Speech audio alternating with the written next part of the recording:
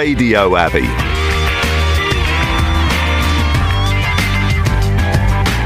A community station for everyone.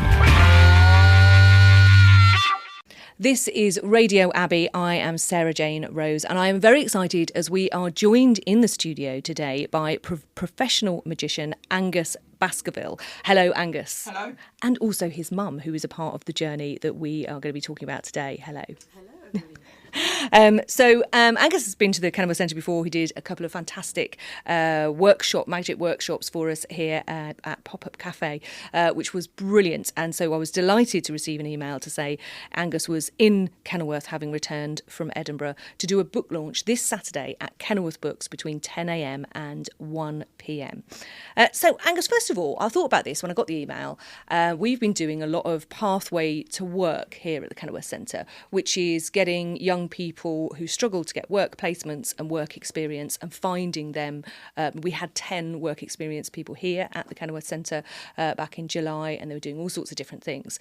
And I've been to various fairs and things, but magician isn't one that often comes up as a career. So tell us how you came to become a professional magician. Yeah, well, I mean, it did help me in so many different ways because, before I found magic, I couldn't socialise with anyone. I had no friends, really battled with self-esteem. Concentration and focus were a major issue as well, which was holding me back at school because I was failing my exams and that sort of thing.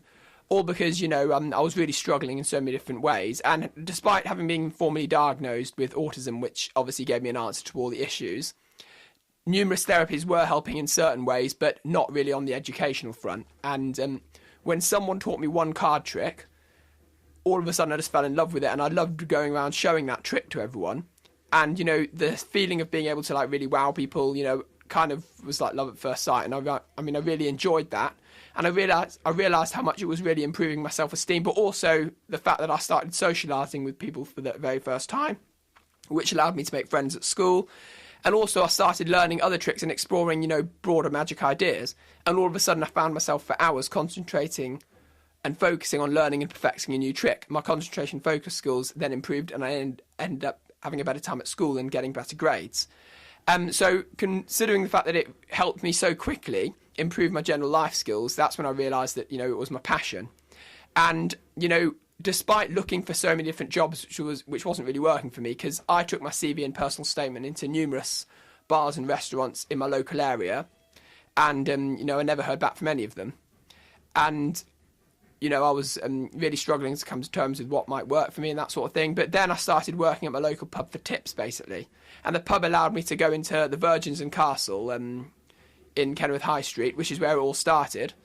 And I started going around the tables and working for tips, basically. And I'd come out an hour later, having done so well. And that got me, into the performing side of things. And I got my first wedding booking out of that. And then it kind of, grew from there, because I'd just left school and was about to be enrolled at college when I got my first wedding booking. And from then, of course, I started having websites built. I started doing more and more work in, restaurants, offering my services for free, but they'd allow me to work for tips, basically. And that got me more and more experience into the performing side of things. I got more bookings off the back of that. And slowly but satisfyingly, I began to really step into the magic world. And when I left university, of course, I did go and start undergoing various part-time jobs. But the problem was the understanding wasn't really there.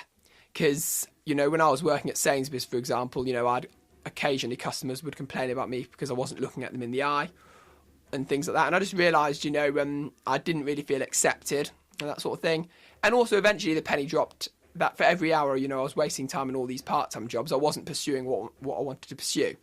And as a great person once said, a dream that you don't fight for can haunt you for the rest of your life. So eventually I decided to, give everything to my magic, basically. And I quit my day job to go full-time magic. And from there, I went on to, run magic clubs in schools as an extra, do lots of events. And in the space of 1 year, I earned more in 1 year from doing magic than what I'd earn in 3 years in any of the day jobs. And it all comes back to the fact where passion goes, money flows. But it all started when I was working at local pubs for tips, basically, to get me the experience. And the fact that I was performing more and more, it just grew my self-esteem more and more as well. But also out of necessity, like quite often necessity is the mother of invention is one of the other phrases, isn't it? And actually because it was difficult for you to get other jobs, that actually it became that you had to craft your own career and your own path very much because of other people not being so accepting. And it's one thing to want to be a magician, but you're actually in the magic circle. And what's the difference between that? How do you get to that sort of magic circle level? Yeah, well, the Magic Circle is definitely one of my proudest achievements, being granted membership there, because a lot of top professionals perform at the Magic Circle. You know, Dynamo's in the Magic Circle, and he's my inspiration. But what you have to do an 8 to 12 minute audition in front of like 3 judges who, you know, are the secretaries of the Magic Circle, who, you know, have been doing magic for like donkey's years. And they judge you on your presentation, your delivery, your dress code, and of course the tricks themselves. And it does have to be, you know, pure skill. You know, you can't do like basic tricks that, you know, you might learn at a really young age. So, and also, you know, it has to be on time as well. If it's over 12 minutes or under 8 minutes, it's an instant fail. Any minor mistakes, instant fail. So it's very tough to get in, and it is a lot of pressure. But with practice, you know, it should be fairly easy. And the best part about it is that once you're in, you're in. And, you know, so many opportunities can arise from being a member of the Magic Circle. And your career as a magician hasn't just included performing as a magician, because you also did a lot of inspiring talks which were about your journey with autism and magic. And that's led you to write a book. Yeah, because I am an autism advocate and motivational speaker as well as magician. But it's all about, you know, how magic really saved my life, basically. And as of early July is when I launched my new book for the first time. Okay, and tell us a little bit about the book. So it's a self-help memoir of my journey growing up with autism, the ins and outs and ups and downs, in-betweens, etc., and how magic helps me. But there are also plenty of tips and techniques in there regarding autism, ADHD and mental health. All stuff that, you know, helped me, helped my family. All the advice and techniques I've been given over the years, what worked, what didn't work. And it's basically a memoir of my journey, basically. You have been quite a big part of the book as well. So tell us a little bit about your role in the book. Okay. Well, when we came back from South Africa, it was around 2012, Angus was trying to make sense of his diagnosis, which came when we got back to England. And there were a lot of gaps in his knowledge as to how he'd come to this point. And his childhood was tricky because we were living abroad, all our family were in England, so he was desperate to get back to England, thinking that all his problems would be solved when he got here, and I think he realised it wasn't that simple. In order to help him come to terms with his childhood, really, I suggested, why don't we write about it? And you'd been to, I think we went to the autism show, and there was a chap there who'd written a book that you were sort of quite excited to see where that had gone. So, and it was a great way when we go on holiday. Angus, you don't mind me saying this, holidays can be quite tricky for you, can't they? Because it's away from your routine, etc.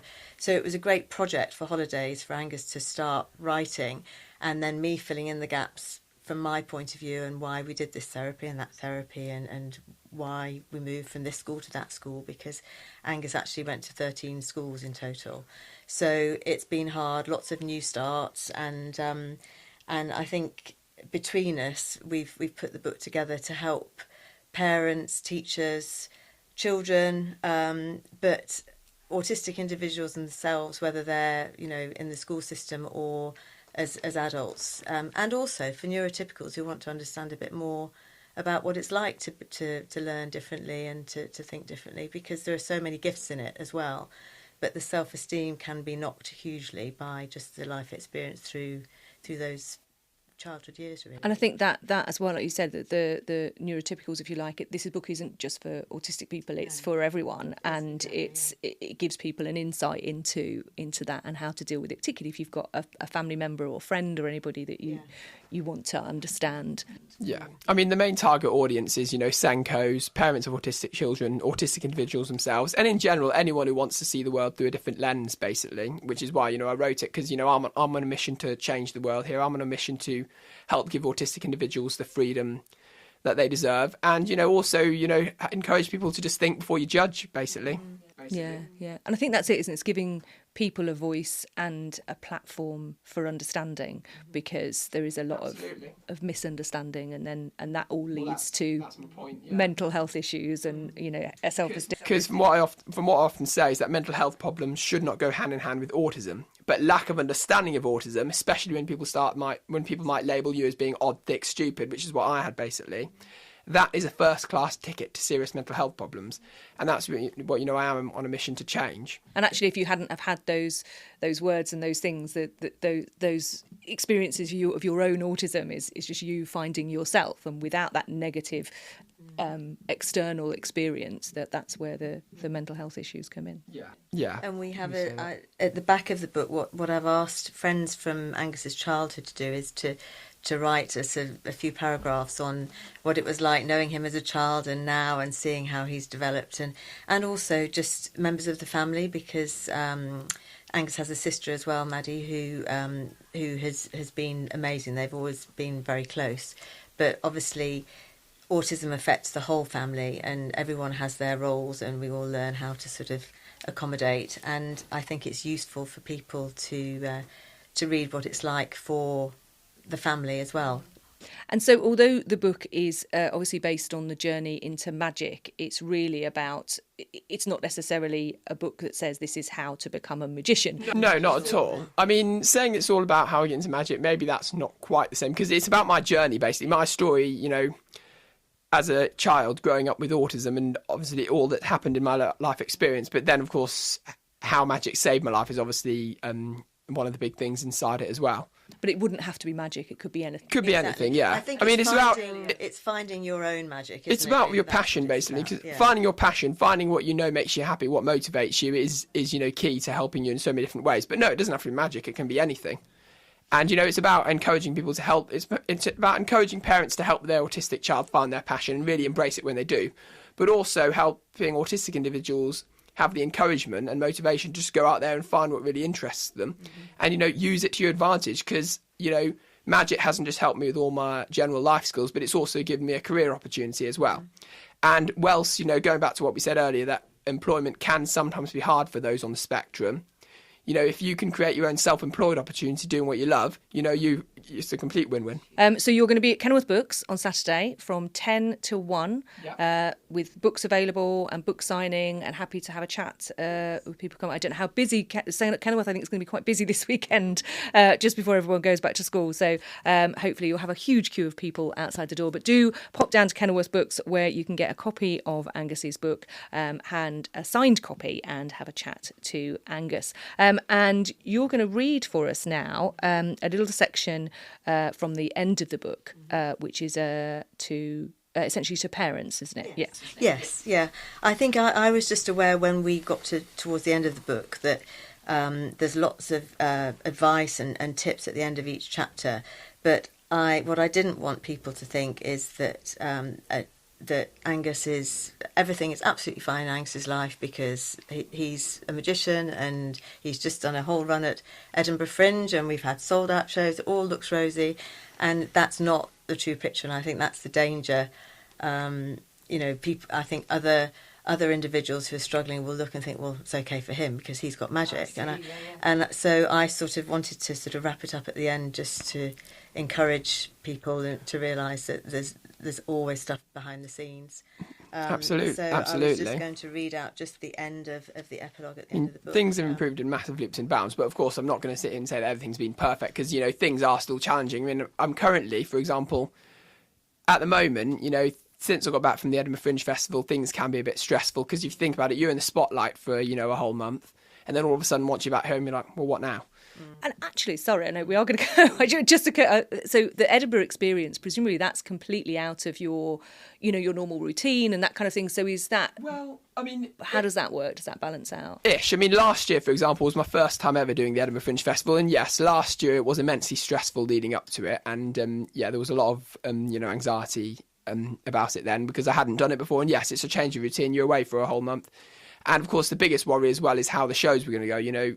Because I know that at Edinburgh Fringe there's over 4,000 shows. It's the second biggest ticketed selling event in the whole world behind the Olympics. So there's so much competition. And, you know, there's a lot of acts that have to deal with only like 1 or 2 people turning up. And that was one of my biggest worries, basically. But having done so well at Edinburgh last year, having had such a successful run, it did give me a lot more confidence this year. So going to Edinburgh Fringe this year was a lot more, I was a lot more chilled and relaxed about it this year and confident than I was last year. And yeah, once I was there, you know, yeah, you relax into the whole routine. And yes, there are certain times when, you know, things might be a bit stressful, because in general it's stressful, you know, doing shows. But with more and more practice, with more and more experience doing it, you build a lot more confidence. And, you know, it actually was a lot more, it actually was a lot more relaxing this year, if I'm honest. But also in terms of the intensity of the festival itself, because the town is bonkers during the month of, you know, it's incredibly busy, and it's, and I think everyone gets overwhelmed by it, to be honest. Exactly that. But you do get used to it. But you have to try and stand out, and there are thousands of flyers shoving flyers in people's faces, you know, up and down the Royal Mile. Have you had to learn any tricks to do whilst you're going round, or no? No, what we do is we take Angus round, and that's the beauty of, because it's not a play, Angus has got his visual magic.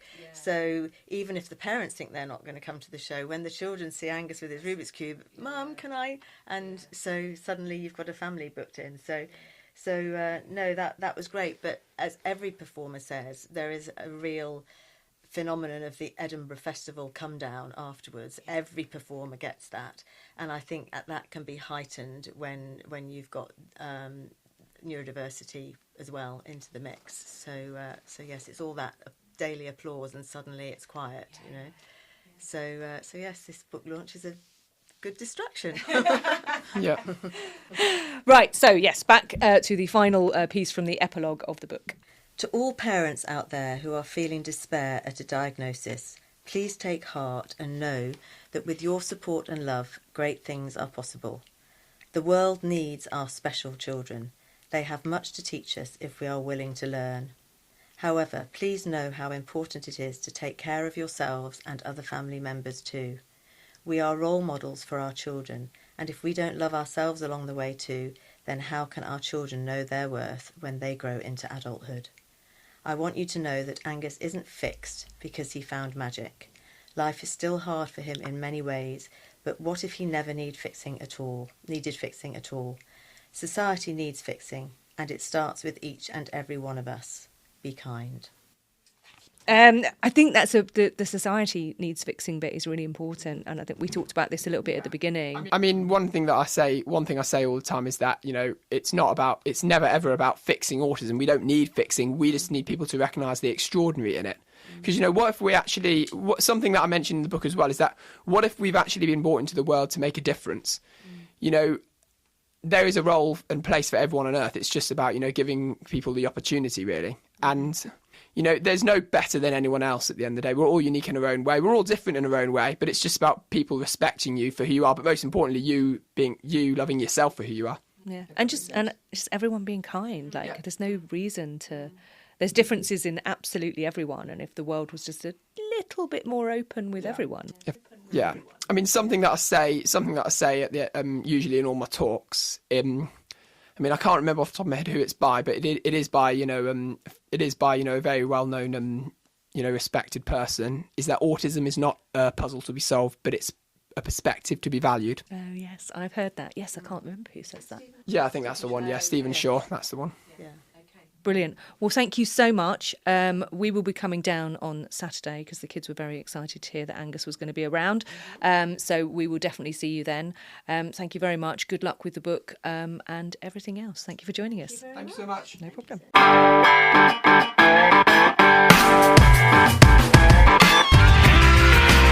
Radio Abbey.